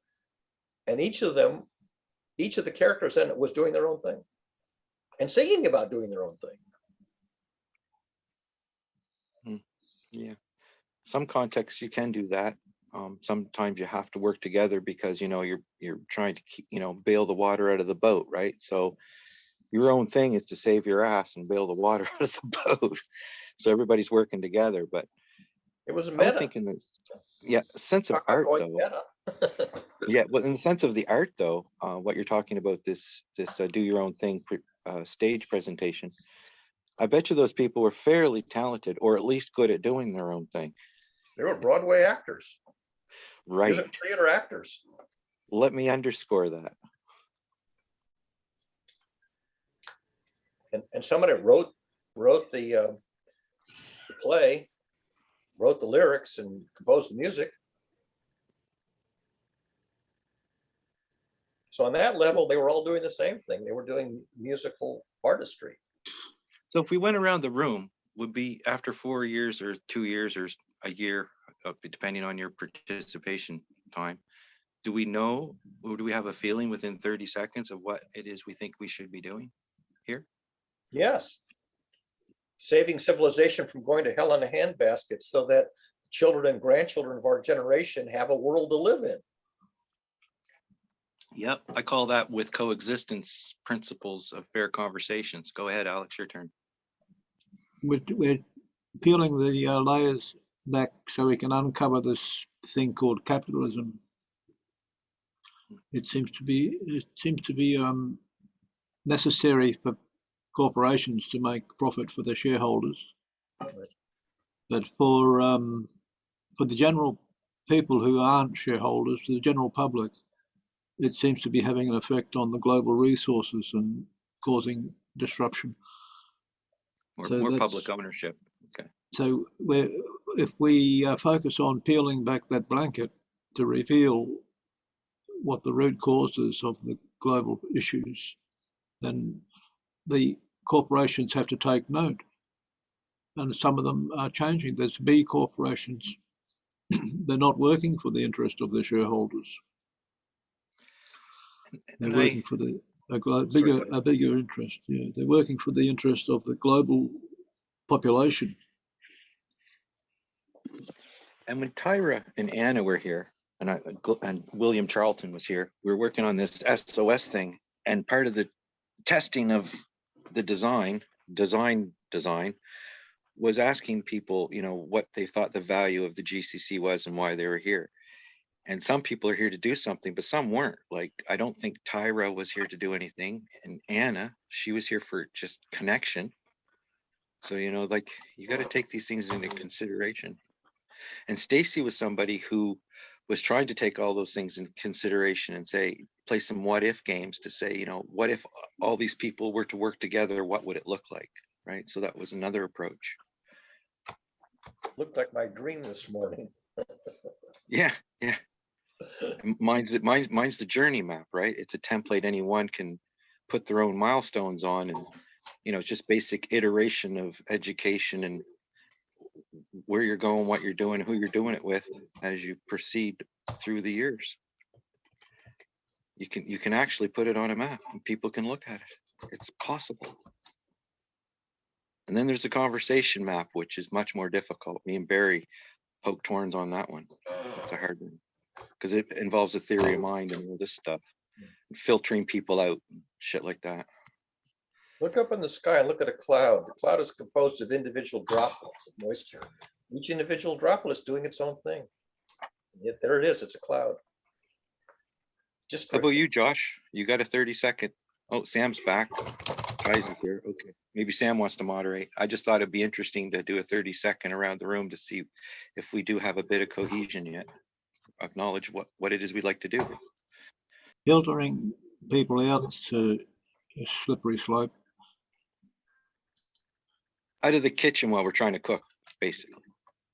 Not out of the game.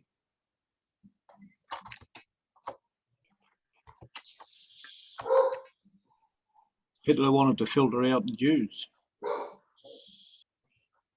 They wanted to filter them out of the game. I'm not proposing that kind of filtering. I'm proposing conversation alignment filtering. Not, if somebody's completely off the rails, then maybe you have to set them aside. I don't know. Go ahead, Sam. Anybody else with a hand up? Okay, I'll go. Okay, so I've been silent for a little while because I was trying to work on one of the proposals that I proposed making. And it's actually unwieldy to paste it into the chat session transcript. So I put it in the barn raising Facebook Messenger thread. So it's basically a proposal that's welcoming feedback on how we establish and maintain focus. So it's pretty self-explanatory, I think. But in short, it's define the topic, declare how it's relevant. I think this is important. Declare how it's relevant to GCC and barn raising, and either assign the topic prior to the session or assign it as a topic at the start of a session. Okay. All of that is still open for interpretation and discussion. And then in the course of discussion, the how is, if somebody thinks that a monologue is drifting off the mark, indicate that in the chat with a brief something, with a ... question mark or something, And if someone thinks that the objection is itself off the mark, one could counter and say it's okay or it's relevant or whatever. But if there's two or more of that says, hey, this is drifting off the mark, then you can request that the speaker actually indicate what the relevance is to the original topic, and to do it briefly, like perhaps in 30 seconds. Or we give the speaking opportunity to someone else. These are just rough ideas. So I know that it appears harsh to many, but I'm welcome all of your review comments. And that was what I was working on. Agree. What was that, Colin? That's 4 agrees. I agreed to all of that. Okay, thank you. So just quickly, if anybody disagrees, indicate so. Heiner's got his hand up. I think it's setting the premise is the idea. I think I mentioned that quite, like, we've all talked about this before, but I'm glad you wrote it down, Sam. Maybe we can do it.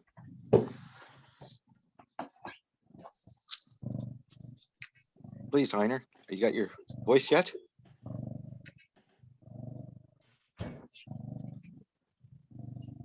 Heiner, you've got your hand up. Heiner, do you not hear? Okay, I don't think Heiner's hearing. I could, in the meantime, until Heiner comes on, I could expand it. Sorry, let me shut this mic off. The dogs are barking. So in addition to simply observing in a binary fashion whether someone is on or off the mark, there's actually a metric. I discovered that in the literature, there's a metric called information density, which is determined by the number of concrete ideas or pieces of information in a message as related to the number of words it takes to express it. And that's similar to a term I made up a couple of months ago, ratio of words uttered to meaningful information conveyed, which is the acronym RAUMIC. But that metric, I think, is very useful, not just to say that people are drifting off the mark, but they're taking an enormous amount of time and verbiage to say very little, versus using very few words and saying a lot in terms of memes and information and ideas very briefly in very few words. That's a useful metric to consider. Okay, I do think it is, but I also think it's slightly off topic from whether or not there's relevance. Whether or not there's relevance? Is that the word? Yes. Yeah. Yeah. Is there information being conveyed, and is the information answering questions that the people in the conversation have as yet unresolved in their own head? If Right. I say something that answers a question that you haven't even gotten around to asking, but is on your mind, that's good. If I'm providing information that you don't even care about, the question isn't even going to come up in your mind, then, you know, it's irrelevant. That's right. Heiner, do you hear us yet? If not, Josh has his hand up. Heiner, you've got your hand up. He's got a bad finger too. Okay, can you hear me now? Yes. Yes. Yes. Okay. I had some problems. First, that my Mac Air is somehow lost. Second, I didn't have a mic because through Bluetooth I had to use an external loudspeaker.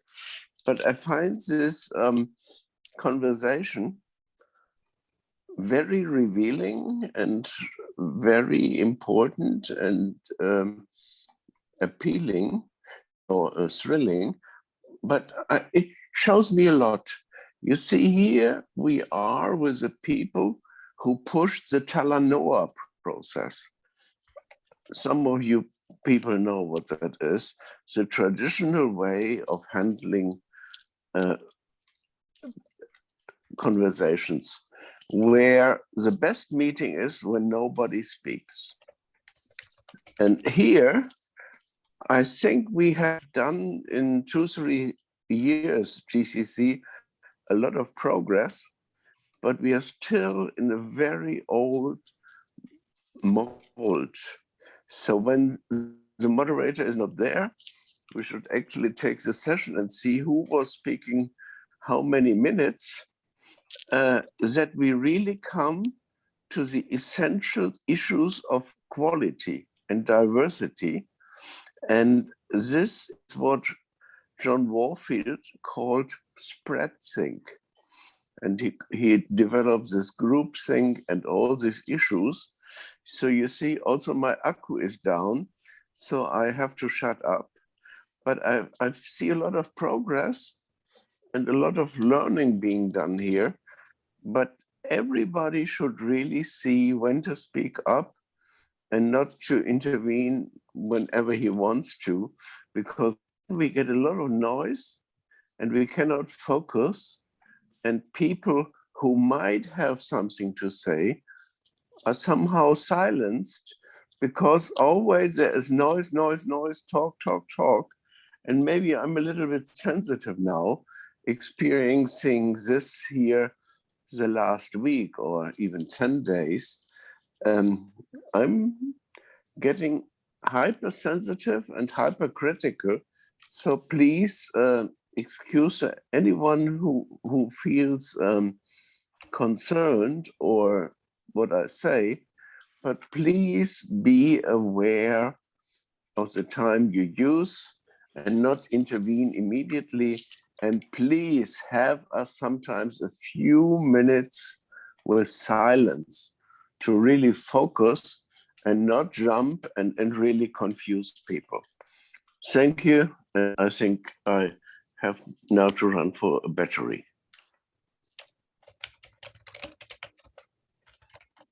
Thanks for that, Heiner.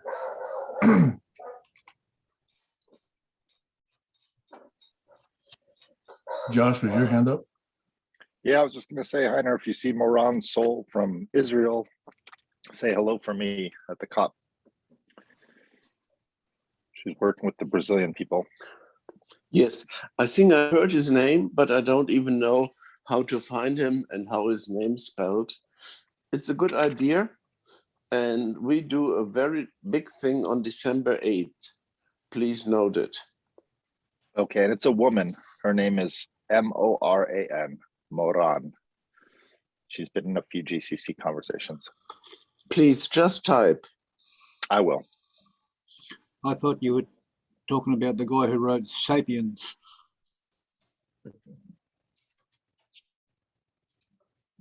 Yeah, that's an awesome book. A You perspective. know, that's a case in point. I mean, if there was a misinterpretation of the name, is it possibly distracting to say, oh, I thought it was XYZ? I didn't feel that was focusing. Yeah. So what value would the group get out of the fact that, oh, I potentially misinterpreted or misheard a word? I'm only bringing this up because I think we're on this topic of focus today. Yeah, I would defend Alex and say he might be here for you know, part of the coffee shop and connection with people. So, you know, he's speaking more freely than if he thought he was at a business meeting or something. But yeah, efficiency it plays back and forth, right? And I think Sapiens is an important thing to me. It's my Tao Ching right now. If I didn't hear something clearly, that's a different matter to confusing somebody with somebody else. But I interjected because I thought it was guiding the focus, or you know, corralling, herding sheep, herding cats, trying to get the focus in a specific direction. That's why I mentioned the book *Sapiens*. There's a lot of points in there that are specific to collaborating. Why we collaborate, when, where, and how. There's a lot of Bye, how. Stacey. We know how to do it, but I think and we Sam's know point why. stands. We know why we're doing it, Like, but we don't know when. I feel your comment was a friendly comment. It wasn't a efficient comment. Wait, are you talking about mine or Alex's? No, I'm saying Alex's comment was a friendly comment, but not an efficient one. Sam's retrospective on the fact we have to be careful about this at certain times is important. I don't know if this is one of those times. Heiner thinks it's always that time. The girl Josh was talking about was female, and I confused her with somebody who's the opposite sex. That's not good. This is why it's difficult. I think in the last 3 or 4 people who spoke, we're all speaking on 3 or 4 different areas of the topic. Yeah. Back to Heiner's point, I think he also mentioned in a few discussions that he thinks it's a successful discussion if you have women there and people are laughing and smiling. So people have different ideas of what is successful, I guess, and why we're here. And that's kind of what I was doing, going around the room. I think that would be useful exercise almost to do, like the beginning of a meeting, state why you're here and what you enjoy today. That's how you focus on the topic. Yeah. So that's good. That's a good move. It's got to be relative to the conversation. So I do know that it is past the top of the hour. I'm not going to try and do a similar thing with disambiguation that I did with focus. I'm going to do it after this session. So I'm going to move into listening mode for now. And you guys are welcome to go as long as you guys like.